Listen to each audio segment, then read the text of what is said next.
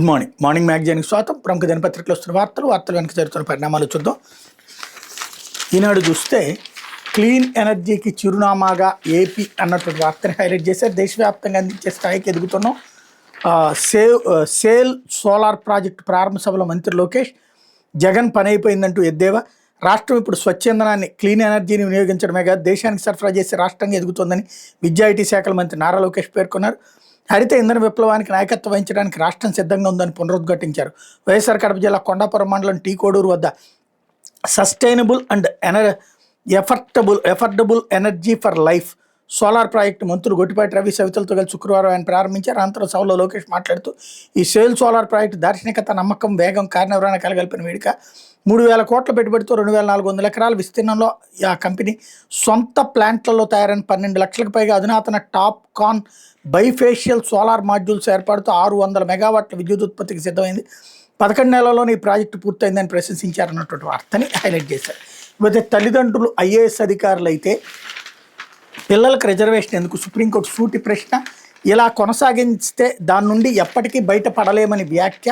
రిజర్వేషన్ల ద్వారా విద్యా ఆర్థికపరమైన పురోగతి సాధించిన కుటుంబాలకు చెందిన పిల్లలు ఓబీసీ రిజర్వేషన్ ఫలాలు కోరడంలో ఔచిత్యాన్ని సుప్రీంకోర్టు ప్రశ్నించింది. పరిస్థితులు ఎలా కొనసాగితే రిజర్వేషన్ నుంచి ఎప్పటికీ బయటపడలేమని వ్యాఖ్యానించింది. తల్లిదండ్రులు ఎదురు ఐఏఎస్ అధికారులు అయితే వాళ్ళ పిల్లలకు రిజర్వేషన్ ఎందుకు? విద్యా ఆర్థికపరమైన సాధికారతతో వాళ్ళు సామాజిక గతిశీలత, సోషల్ మొబిలిటీ సాధించారు.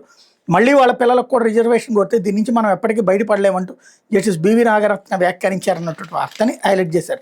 తల్లిదండ్రులిద్దరూ కర్ణాటక ప్రభుత్వ ఉద్యోగులు కావడంతో క్రిమిలేయర్ ఆధారంగా తనకు రిజర్వేషన్ వర్తింపజేయాలంటూ అడిగినటువంటి నిరాకరించడాన్ని సవాల్ చేస్తూ వ్యక్తి దాఖలు చేసిన పిటిషన్పై జస్టిస్ నాగరత్న, జస్టిస్ ఉజ్జుల్ బయాన ధర్మాసనం శుక్రవారం విచారణ నిర్వహించింది. ఇది ఆందోళనకర విషయం. ఇలాగే కొనసాగిస్తూ పోతే ప్రయోజనం ఏంటి? రిజర్వేషన్ ద్వారా తల్లిదండ్రులు చదువుకున్నారు, మంచి ఉద్యోగాలు చేస్తున్నారు, వాళ్ళ ఆదాయం బాగుంది, అయినా పిల్లలు మళ్ళీ రిజర్వేషన్ కోరుతున్నారు. వాళ్ళు దీని నుంచి బయటపడాలని జస్టిస్ నాగరత్న పేర్కొన్నారు. కుటుంబాలు సామాజికంగా ఆర్థికంగా పురోగతి సాధించినప్పటికీ రిజర్వేషన్ ఫలాలు కొనసాగుతుండపై జస్టిస్ నాగరత్న విచారణ సందర్భంగా పదే ఆందోళన వ్యక్తం చేశారు. ఆర్థిక విద్యాపరమైన సాధికారతతో సామాజిక హోదా మెరుగవుతుందని గుర్తు చేశారు.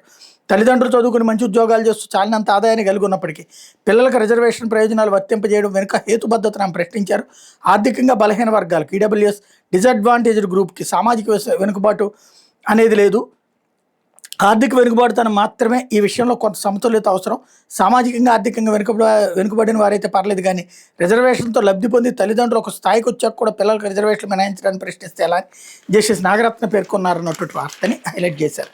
ఇకపోతే ఆ చావులతో లబ్ధి పొందింది జగన్ అంటూ జగనే ఆస్తులు, అధికారం కోసం ఎంతకైనా తెగించడం ఆయన నైజం. రాజారెడ్డి హత్య చేసిన వాళ్ళ ఆస్తుల ధ్వంసం, బుల్డోజర్లతో ఇళ్ల కూల్చివేత, నిందితులు అందరినీ చంపేశారు, మిగిలిన పార్థసారథి ఊతకర్రతో నడుస్తున్నారు. విలేకరుల సమావేశంలో జగన్ తీరును తూర్పారబట్టిన అచ్చెన్నాయుడు అన్నటువంటిది హైలైట్ చేశారు. లేకపోతే జూన్ 18న రాజ్యసభ ఎన్నికలు షెడ్యూల్ ప్రకటించిన ఈసీ. ఖాళీ అవుతున్నటువంటి ద్వైవార్షిక స్థానాలు 24, ఉప ఎన్నికలు అవసరమైనవి 2. ఆంధ్రప్రదేశ్, కర్ణాటక, గుజరాత్ నుంచి 4 స్థానాలు ఖాళీ.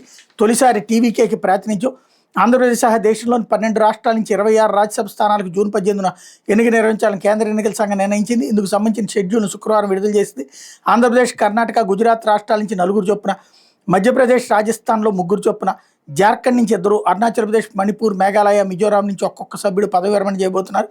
ఏపీ మరో 9 రాష్ట్రాల్లో 24 రాజ్యసభ స్థానాలకు ద్వైవార్షిక ఎన్నికలు. మహారాష్ట్ర, తమిళనాడు నుంచి ఒక్కో స్థానానికి ఉప ఎన్నిక నిర్వహించబోతున్నట్టు ఈసీ ప్రకటించింది అన్నటువంటిది హైలైట్ చేశారు. లేకపోతే వడదెబ్బకు ఒక్కరోజే 21 మంది మృతి.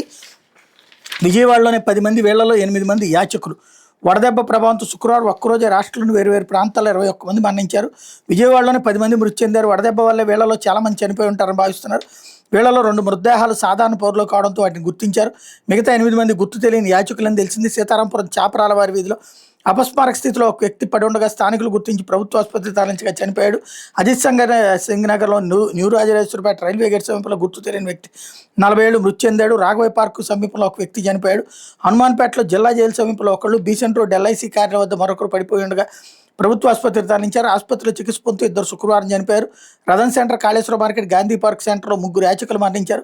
కస్తూర్బాయిపాటికి చెందిన దావులూరు రామారావు 57, గుణదల గాంధీ బొమ్మ సెంటర్కి చెందిన నిమ్మగడ్డ శరత్ బాబు 45 శుక్రవారం సాయంత్రం నిర్మలా కాన్వెంట్ జంక్షన్ వద్ద రోడ్డు పక్కన స్పృహ లేకుండా పడుకున్నారు. స్థానికులు 108కి ఫోన్ చేస్తే వాళ్ళని ఆసుపత్రికి తీసుకెళ్తే పరిస్థితి ఇట్లా ఎదురైంది అన్నటువంటి వార్తని హైలైట్ చేశారు. ఇకపోతే కోటి మందితో యోగాంధ్ర 2026 జూన్ 21న రాష్ట్ర వ్యాప్తంగా నిర్వహణ. అమరావతిలో 25,000 మందితో అంతర్జాతీయ యోగా దినోత్సవం. ఒక్కో జిల్లాలో ఒక్కో థీమ్తో అంతర్జాతీయ యోగా దినోత్సవాన్ని పెద్ద ఎత్తున నిర్వహించాలని రాష్ట్ర ప్రభుత్వం నిర్ణయించింది. యోగాంధ్ర 2026 పేరుతో కార్యాచరణ ప్రణాళిక రూపొందించింది. జూన్ 7 నుంచి 20 వరకు 14 రోజుల పాటు రాష్ట్ర వ్యాప్తంగా కార్యక్రమాలు ప్రచారం నిర్వహించి జూన్ 21న అమరావతిలో 25,000 మందితో రాష్ట్ర స్థాయి యోగా కార్యక్రమం నిర్వహిస్తారు. గ్రామాల నుంచి జిల్లా కేంద్రాల వరకు యోగా కార్యక్రమాలు 1 కోటి మందిని భాగస్వాములు చేయాలి ప్రభుత్వం లక్ష్యంగా నిర్దేశించింది అన్నటువంటిది హైలైట్ చేశారు. అయితే వరుస కుమార్తె అయిన బాలికపై లైంగిక దాడి, జీఎస్టీ ఉద్యోగి దాష్టీకం. వరుస కుమార్తె అయిన బాలిక మీద పలుమార్లు లైంగిక దాడికి పాల్పడ్డాడు. భార్య అతన్ని అడ్డుకోలేదు. బాలిక తల్లి ఫిర్యాదుతో దంపతులపై ఫోక్సో కేసు నమోదైన తిరుపతి జీఎస్టీ విభాగంలో పనిచేసి ఉద్యోగి లక్ష్మీపురంలో నివసిస్తున్నాడు. తన భార్య డిప్యూటీ తహసీల్దార్. ఆమె బంధువుల కుమార్తె వేసవి సెలవులకు వెళ్ళి ఇంటికి వచ్చింది. బాలిక అసభ్యకర ఫోటోలు తన మొబైల్లో ఉన్నాయని బెదిరిస్తూ ఆమెపై లైంగిక దాడికి పాల్పడ్డాడు. దీని మీద బాలిక తల్లి హైదరాబాద్లో పోలీసులు ఫిర్యాదు చేశారు. తెలంగాణ పోలీసులు 0 ఎఫ్ఐఆర్ నమోదు చేసి తిరుపతి తూర్పు పిఎస్కి బదిలీ చేశారు. ఫోక్సో కేసులో దంపతులను అరెస్ట్ చేసి కోర్టులో హాజరుపరిచారు అన్నటువంటి వార్తని హైలైట్ చేశారు. అయితే పింఛన్లను ఏకపక్షంగా తొలగించే ఉద్దేశం నెరవేరదు స్పష్టం చేసిన హైకోర్టు. శ్రీకాకుళం జిల్లాలో 5గురికి పింఛన్ పునరుద్ధరించాలని ఆదేశం. సామాజిక పింఛన్ల అర్హుల గుర్తింపు, అనర్హులకు తొలగించే క్రమంలో నిష్పాక్షంగా పారదర్శక విచారణ జరపాలని హైకోర్టు స్పష్టం చేసింది. అర్హులకు ఏకపక్షంగా పింఛన్ తొలగిస్తే సామాజిక భద్రత పెన్షన్ పథకం ఉద్దేశం నెరవేరదని పేర్కొంది. ఒకవేళ పింఛన్ రద్దు చేయాల్సి వస్తే అందుకు సహేతుకమైన కారణాలను అధికారులు పేర్కొనాలని తెలిపింది అన్నటువంటి వార్తని హైలైట్ చేశారు. ఇకపోతే చిన్న చిన్న నేరాలకు సామాజిక సేవా శిక్ష మార్గదర్శకాలు నోటిఫై చేస్తూ ఉత్తర్వులు జారీ చేసించే ప్రభుత్వం. చిన్న చిన్న నేరాలు జైలు జరిమానాలే కాకుండా సమాజానికి ఉపయోగపడేలా సామాజిక సేవ శిక్షణను ఖరారు చేస్తూ ఆంధ్రప్రదేశ్ ప్రభుత్వం కీలక నిర్ణయం తీసుకుంది. 2024 జూలై 1 నుంచి అమల్లోకి వచ్చిన నూతన క్రిమినల్ చట్టాలు, భారతీయ న్యాయ సంహిత, భారతీయ నాగరిక సురక్ష ప్రకారం హైకోర్టు మార్గదర్శకాలతో కొత్త విధానాన్ని రాష్ట్రం నోటిఫై చేసింది. దీని ప్రకారం ప్రభుత్వ ఆసుపత్రులు, గ్రంథాలయాలు, విద్యా సంస్థలు, మున్సిపాలిటీలు, పంచాయతీలు, పోలీస్ స్టేషన్లు, అటవీ ప్రాంతాలు, జంతు ప్రదర్శనశాలలు, వృద్ధాశ్రమాలు, వసతిగృహాలు తదితర చోట్ల సేవలు అందించడానికి న్యాయస్థానాలకు శిక్షగా విధిస్తే ఈ మేర గెజెట్ నోటిఫికేషన్ ప్రచురిస్తూ హోంశాఖ ముఖ్య కార్యదర్శి కుమార్ విశ్వజిత్ శుక్రవారం ఉత్తర్వులు జారీ చేశారన్నటువంటి వార్తని హైలైట్ చేశారు. లేకపోతే సాక్షి వచ్చేటప్పటికి అక్రమాలు దిట్ట పగిలిన పుట్ట. డిఎస్సి 2025లో భారీగా అక్రమాలు చోటు చేసుకున్నాయని వాపోతున్న అభ్యర్థులు. ఎస్సీఈఆర్టీలో అవుట్సోర్సింగ్ ఉద్యోగి కృష్ణా జిల్లా టాపర్. జోన్ 2 టీజీటీ తెలుగులోను 6వ ర్యాంక్. టెట్ డిఎస్సి నిర్వహణలో కీలక విధుల్లో పాల్గొనమైన పలువురికి ముందుగానే పేపర్ అందినట్టు అనుమానాలు. విషయం బయటపడటంతో అతనికి పోస్ట్ ఇవ్వకుండా విధుల నుంచి తొలగింపు. అక్రమాల ఆనవాళ్ళు లేకుండా ఆన్లైన్ డేటా డిలీట్. అందుకే మెరిట్ లిస్టు ప్రకటించకుండా నేరుగా ఎంపికైన అభ్యర్థులకు మెసేజ్లు. హడావిడిగా పోస్టులు భర్తీ చేసి అంతా సక్రమమైన కలరింగ్. కోర్టు తీర్పును పట్టించుకొని విద్యాశాఖ. రిజర్వేషన్ల అమల్లోని అక్రమాలు, అడిగిన వారికి బెదిరింపులు, స్పోర్ట్స్ కోటాలో మాస్టర్ మైండ్ అక్రమాలు, బయటపడ్డ బేరసారాల కాల్ రికార్డులు, న్యాయస్థానాలు సైతం తప్పుదోవ పట్టిస్తున్న పాఠశాల విద్యాశాఖ శాప్ ఉన్నత స్థాయి విచారణకు బాధితులు డిమాండ్ అన్నటువంటిది హైలైట్ చేశారు. అయితే ఈ ప్రశ్నలకు బదులేది చంద్రబాబు ప్రభుత్వ అవినీతి, అక్రమాలు, అన్యాయాలపై వైఎస్ జగన్ నిలదీతపై సమాధానం కరువు. అమరావతిలో చంద్రబాబు అవినీతిపై సూటి ప్రశ్నలు. ఏ ఒక్క ప్రశ్నకు కూడా సమాధానం చెప్పకుండా టీడీపీ కూటమి నేతల అడ్డగోలు వాదనలు. కాగ్ వంటి కేంద్ర సంస్థలు విడుదల చేసిన కానీ చూపి ప్రశ్నించిన గప్చుప్. హత్య రాజకీయాలపై, అమరావతిలో లూటీపై హామీలు ఎగ్గొట్టడంపై నో కామెంట్. వ్యక్తిత్వ హననం చేస్తూ చంద్రబాబు డైవర్షన్ రాజకీయం అన్నటువంటిది హైలైట్ చేశారు. అయితే అధికార పార్టీ ఎమ్మెల్యే చెప్పారని పింఛన్లు రద్దు చేస్తారు. పింఛన్ ప్రభుత్వ దానం కాదు, గౌరవప్రదమైన జీవనం కోసం ఇచ్చే సామాజిక భద్రత హక్కు. అధికారులకు హైకోర్టు చివాట్లు. పింఛన్ పిటిషనర్లకు పింఛన్ చెల్లించాలని ఆదేశాలు. ఉత్తర్వులో 2019 వైఎస్ఆర్ పెన్షన్ కానుక ప్రస్తావన అన్నటువంటిది హైలైట్ చేశారు. ఇకపోతే ఒక్క పోతకు ఉక్కిరి బిక్కిరి. స్వల్పంగా తగ్గిన ఉష్ణోగ్రతలు, అనూహ్యంగా పెరిగిన వడగాల్పులు. రాష్ట్ర వ్యాప్తంగా 14 మంది మృతి. తణుకులో 44.8 డిగ్రీల అత్యధిక ఉష్ణోగ్రత నమోదు అన్నటువంటిది హైలైట్ చేశారు. ఇకపోతే దశరథ్ అన్న ధైర్యంగా ఉండండి. టీడీపీ మూకల దాడిలో గాయపడి దశరథరామరెడ్డికి ఫోన్లో వైఎస్ జగన్ పరామర్శ.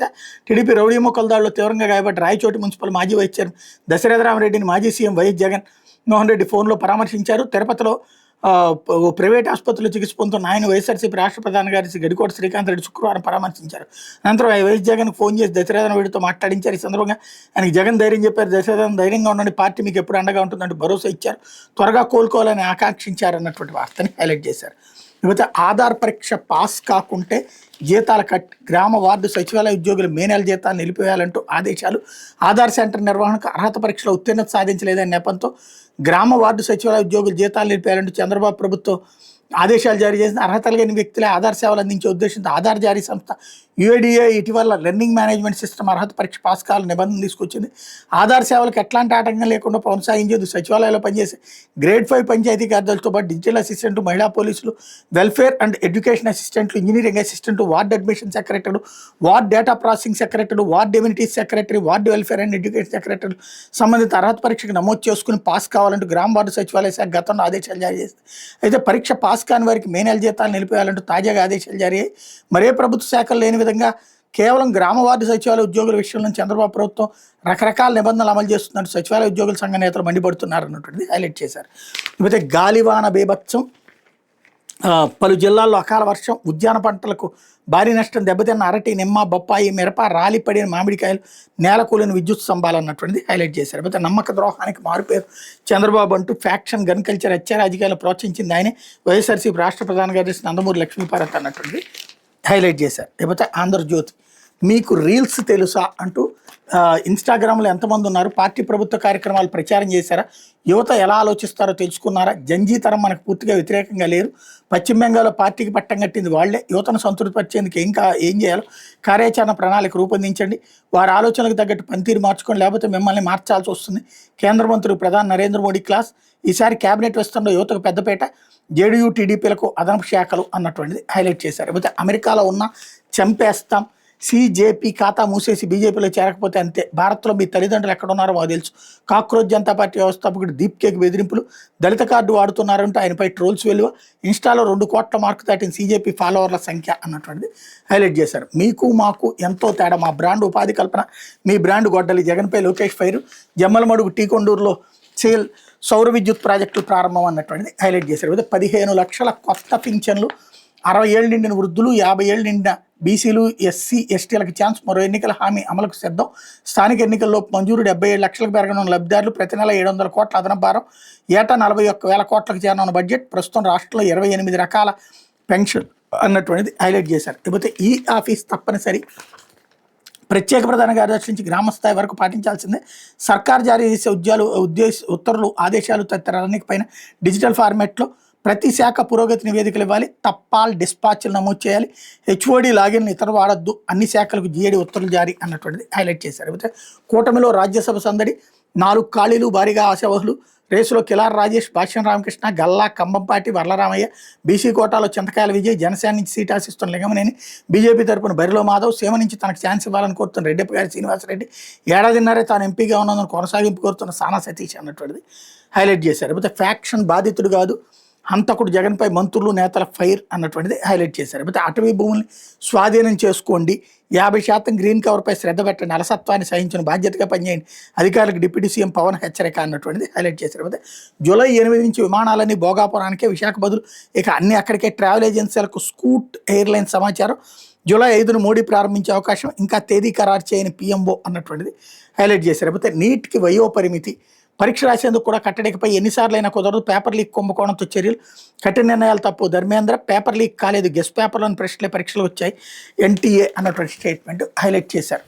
లేకపోతే గల్ఫ్లో టీడీపీ తమ్ముళ్ల పోరు అంటూ తెలుగుదేశం పార్టీలోని వర్గ విభేదాలు దేశం దాటేసాయి, గల్ఫ్ దేశాల్లో ఆ పార్టీ నేతల మధ్య ఐకమత్యం జాడలేదు, పరస్పరం కొట్టుకుంటున్నారు, ముఖాముఖాలు కూడా చూసుకున్నంత బద్దవైరులై ప్రవర్తిస్తున్నారు, ఎవరికి వాళ్ళు పార్టీ కార్యక్రమాలు చేసుకున్నారు, జెండాలు ఎగరేస్తున్నారు, దీంతో గందరగోళం నెలకొంటుంది, వ్యవహారాలు చివరికి పోలీసుల వరకు వెళ్తున్నాయి, ఆంధ్రప్రదేశ్ నుంచి వస్తున్న పార్టీ నాయకులు కూడా ఆయా వర్గాలకు అనుకూలంగా ఉంటూ వాళ్ళ కార్యక్రమాలకు హాజరవుతున్నారు. ముఖ్యంగా ఓ నాయకుడు తరచూ పశ్చిమాసియా వచ్చి వర్గాలను ప్రోత్సహిస్తూ అగ్నికాజ్యం పోస్తున్నారన్న ఆరోపణలు ఉన్నాయి, ప్రవాసాంధ్రుల నేతలమని చెప్పుకునే ముఖ్య నాయకులు కూడా అంటిముట్టనట్టు వ్యవహరిస్తున్నారు, స్థానిక నాయకులను సైతం కలవడం లేదు, విదేశాల నుంచి వచ్చే టీడీపీ నేతలతో భేటీ కావడానికి కూడా ఓ ప్రవాసీ పెద్ద నేత విముఖత చూపెడుతున్నట్టు ప్రచారం జరుగుతోంది, రాజకీయంగా కీలకమైన గల్ఫ్ ప్రాంతాన్ని పార్టీ నాయకత్వం నిర్లక్ష్యం చేస్తోందని, అమెరికా నేతలకు పెద్దపీట వేస్తోందని విమర్శలు ఉన్నాయి. నెల 27-28 తేదీలో మంగళగిరి సమీపంలోని టీడీపీ కేంద్ర కార్యాలయంలో హైబ్రిడ్ విధానంలో మహానాడు జరగనున్న సంగతి తెలిసిందే. దీనికి ముందుగా అన్ని జిల్లాల మినీ మహానాడులు జరుగుతున్నాయి. ఈ క్రమంలో గల్ఫ్ దేశాల్లో కూడా టీడీపీ నేతలు మహానాడు జరుపుతున్నారు. శుక్రవారం ఖతార్లో వర్గం నిర్వహించిన కార్యక్రమానికి రాష్ట్ర సమాచార పౌర సంబంధాలు గృహ నిర్మాణ శాఖల మంత్రి కొలుసు పార్థసారథి హాజరుగా మరో వర్గం జరిపిన వేడుకల్లో పెనమలూరు ఎమ్మెల్యే బోడే ప్రసాద్ పాల్గొన్నారు. ఈ 2 కార్యక్రమాలు ఒకే రోజు ఒకే సమయంలో జరగడం గమనార్హం. పైగా అవతల సభను అడ్డుకోవడానికి మరో వర్గం చివరి వరకు ప్రయత్నాలు చేసినట్టు తెలిసింది. కువైట్లో శుక్రవారం జరిగిన మహానాడులో మాజీ మంత్రి ఎన్ అమర్నాథ్ రెడ్డి, శాప్ చైర్మన్ రవినాయుడు పాల్గొన్నారు. ఈ శుక్రవారం మరో వర్గం నిర్వహించిన మహానాడులో పాల్గొనడానికి మదనపల్లి ఎమ్మెల్యే షాజహాన్ బాషా, ఎమ్మెల్సీ కావలి గ్రీష్మ, మహాశాన్ రాజేష్ అక్కడికి చేరుకున్నారు. కానీ ఆఖరి నిమిషంలో కార్యక్రమం రద్దయింది. అనుమతి లేకుండా నిర్వహిస్తున్నట్టు మరో వర్గానికి చెందిన నేతలు పోలీసులకు ఫిర్యాదు చేసి మరీ దీన్ని అడ్డుకున్నట్టు తెలిసింది. గల్ఫ్లో ఏపీకి చెందిన వాళ్ళు సుమారు 5 లక్షల మంది పనిచేస్తున్నారని అంచనా. వీళ్ళలో అత్యధికులు ఉమ్మడి గోదావరి, రాయలసీమ జిల్లాలకు చెందిన వాళ్ళు. జగన్ గట్టి మద్దతుదారులుగా ఉన్న వర్గాల వారు పెద్ద సంఖ్యలో ఉన్నారు. ప్రవాస టీడీపీ నేతలు వీళ్ళంతా వైపు ఆకర్షించే ప్రయత్నాలు చేయడానికి బదులు పరస్పర విభేదాలతో అబాస్పాలవుతున్నారని కార్యకర్తలు ఆపుతున్నారు. ఈ నేతలు అత్యధికులు సొంత నియోజకవర్గాల్లో పార్టీకి కానీ ప్రజలకు కానీ ఏమీ చేయలేదని అంటున్నారు. నాయకత్వం జూమ్ మీటింగులను ప్రామాణికంగా తీసుకోవడంతో మరింత గందరగోళం ఏర్పడుతోందని చెప్తున్నారు. గల్ఫ్ దేశాల్లో నూతన కార్యవర్గాల నియామకం ఇంకా చేపట్టలేదు. ఈ ప్రక్రియలో బాగా జాప్యం జరుగుతుంది. మలయాళీల తరహాలో పార్టీని బలోపేతం చేసుకోకుండా దాన్ని కుల సంఘంగా భావిస్తూ ఆధిపత్యం ప్రదర్శిస్తుండడంతో టీడీపీకి రాజకీయంగా నష్టం వాటిల్తోందని నాయకత్వం తక్షణమే దిద్దుబాటు చర్యలు ఉపక్రమించాలని కార్యకర్తలు కోరుతున్నారన్నటువంటిది హైలైట్ చేశారు. లేకపోతే జూన్లో సీఎం చంద్రబాబు, మంత్రి లోకేష్ అధికారుల బృందం సింగపూర్ వెళ్ళనుంది. జూన్ 14 నుంచి 16 వరకు అక్కడ జరుగుతున్న వరల్డ్ సిటీస్ ఫోరం సదస్సులో ముఖ్యమంత్రి బృందం పాల్గొబోతుంది అన్నటువంటి వార్తని హైలైట్ చేశారు. ఇది దినపత్రికలో వచ్చిన వార్తలు వెనకాల జరుగుతున్న పరిణామాలు.